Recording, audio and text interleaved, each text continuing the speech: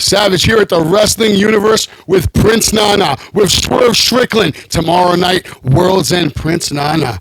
What have you been doing? What have you been teaching, Mr. Swerve? Because Whoa. Teach? Have you been teaching him anything? Slow your roll, my friend. If there's anyone doing the teaching around here, it's the boss himself, Mr. Swerve Strickland. You're next, AEW World Champion. But right now, we have to focus on something that's been a thorn in the boss's side for a very long time. Mr. Keith Lee. What do you have planned for Keith Lee tomorrow night at World's End? Keith Lee's in the past right now. The only way to move forward is to get rid of the past. So World's End tomorrow night, I get rid of Keith Lee. The ghost of my past. I have no doubt about it. Tomorrow night live on pay-per-view. These business transitions and these acquisitions like that, like these transactions that you're having, they allow you to do these kind of things and reach back out to the fan base. So a lot of it is it's a personal hustle, even if you're with a big company. It's a personal hustle, even if you're with a big company, for sure. Like AEW, it's still a personal hustle, and it's still up to you to do a lot of the groundwork. If you want to be and push on to the next level, it's not as it may seem small, but in the grand scheme of things, it is important. Not just to like your own career, not just to AEW, but for the city and the area as well. You gotta reach in and touch the people that are local like this, and you want to give back. And this is my way of giving back, to let you know, hey, I see you guys. You are important. You're every little signature, every little autograph, little picture that I can take with you, that means something, and I hope that means that we do see you and we understand how important you are to our growth as just performers and our promotion as AEW.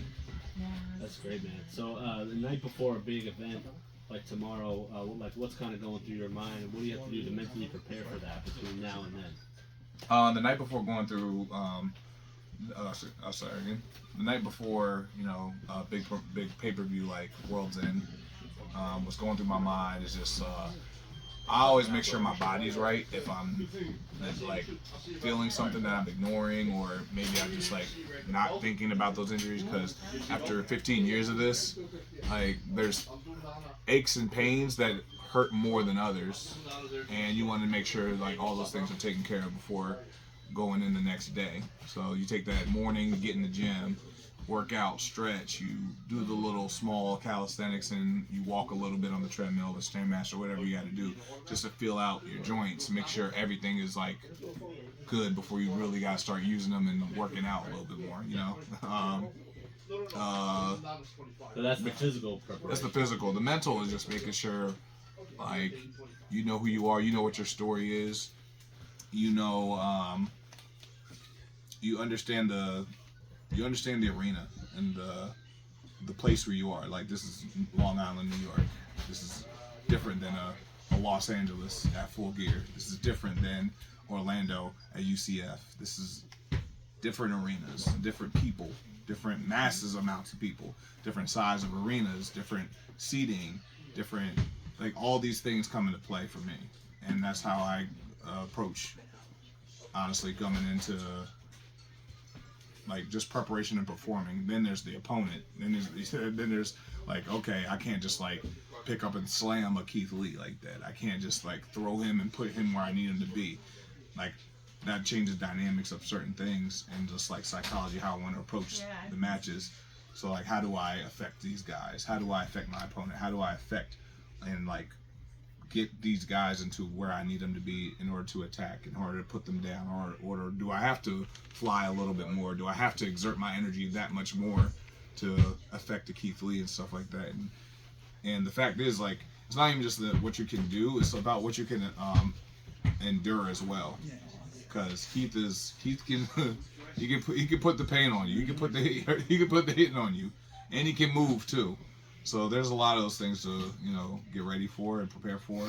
All right, cool. Yeah. That's good for now. We've got a couple Just more. kick him in the head like 8 times, you'll be all right. Yeah. Keep kicking him in. Right now, we on the climb. We're trying to take over this whole damn thing, and we're actually taking it over. So this is what's happening in reality. You know what I'm saying?